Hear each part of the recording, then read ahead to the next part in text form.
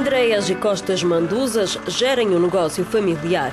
Estes dois irmãos gregos são proprietários de uma pequena empresa de mudanças. Um trabalho físico e longo, mas Andreas, com 28 anos, e Costas, com 24, dizem que é melhor do que a alternativa: encontrar trabalho nas áreas em que estudaram.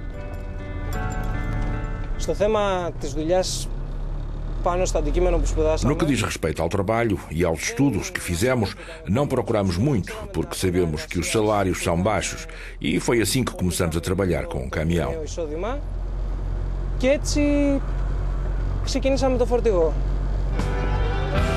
Os dois irmãos frequentaram a Universidade de Atenas. Andreas estudou matemática e Costas engenharia informática. Fazem parte da geração que na Grécia é apelidada de G700, uma geração com menos de 35 anos e que, apesar dos diplomas universitários, não encontra trabalho ou ganha apenas 700 euros por mês, ou seja, pouco mais do que o salário mínimo na Grécia.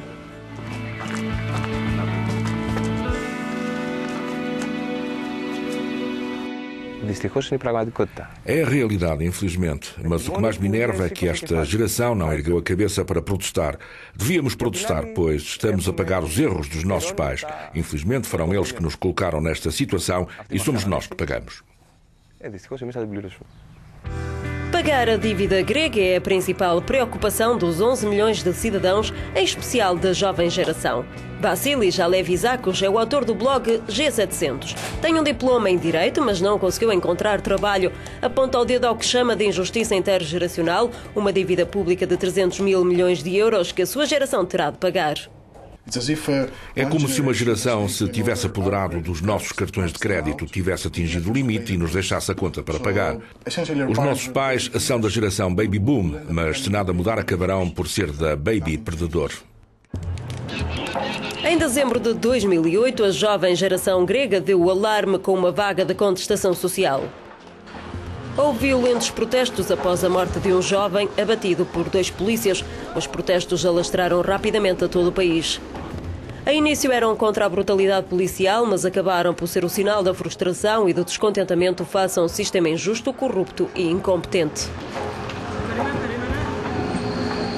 No ano passado, todos os setores da sociedade grega saíram à rua. Professores, estudantes, reformados, agricultores foram apenas alguns dos que contestaram as reformas, o elevado custo de vida e a corrupção.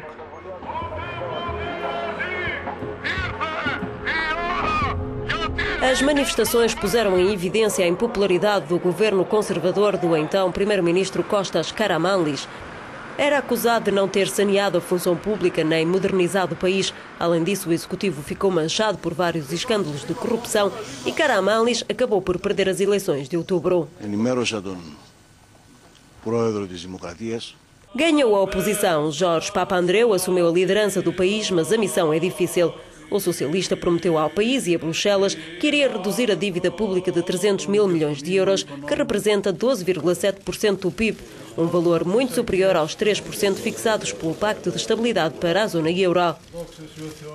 Prometeu também lutar contra a corrupção, a evasão fiscal e o despesismo público, uma missão complicada num país onde um quarto da população trabalha na função pública.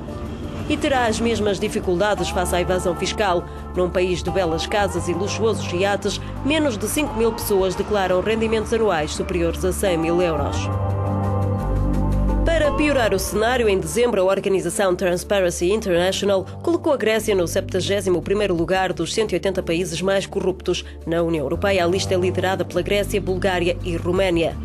Para Costas Bakuris, o grande problema é a falta de credibilidade. Não é apenas um problema na Grécia, mas também na Europa. As pessoas têm, em geral, a tendência para acreditar que os partidos e o governo não estão a fazer um bom trabalho.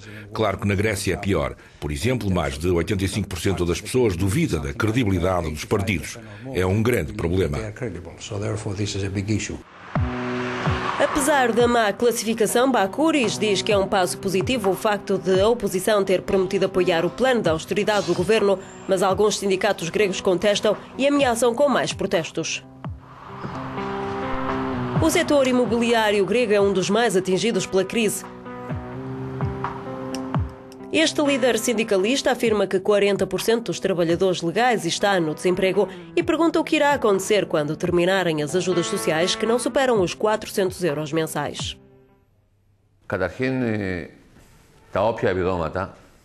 Os subsídios, quaisquer que sejam, não podem resolver os problemas de desemprego e da sobrevivência dos trabalhadores.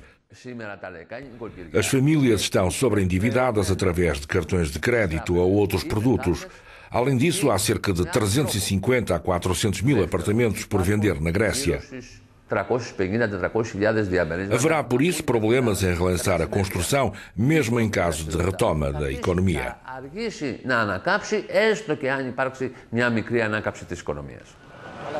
A atual crise económica da Grécia não é algo de novo na história da União Europeia. Os países pobres aderem ao clube, vivem alguns anos numa bolha económica que acaba por explodir, deixando elevados déficits e descontentamento social. Daphne Valente é estilista. No ano passado fechou a loja que tinha no centro de Atenas. Os clientes eram poucos após as violentas manifestações e com a crise económica. Hoje espera que a classe política grega acorde e responda às necessidades da população. O povo grego está muito cético em relação aos políticos. Houve muitos casos de corrupção nos últimos anos. Acredito que se os políticos começassem a dar o bom exemplo, os gregos decidiriam segui-los. É uma questão de quem dá o primeiro passo na boa direção. Espero que os políticos deem esse primeiro passo. Alekos Lidorikis é jornalista económico na agência de notícia Atenas. Não é um grande admirador do novo governo, mesmo assim garante que o executivo é apoiado não só pela oposição, mas também pelos cidadãos. No que diz respeito à credibilidade ou à falta dela, não poupa críticas à Comissão Europeia. Penso que a questão da credibilidade da Grécia é muito importante. O que não dissemos é que a credibilidade tem dois sentidos. Ou seja, um Estado-membro como a Grécia, França ou Polónia têm de prestar contas à União Europeia. A partir desse momento, se um país não fornece os bons elementos, há uma parte de responsabilidade da União Europeia. A credibilidade é uma questão dos países controlados, mas também de quem controla.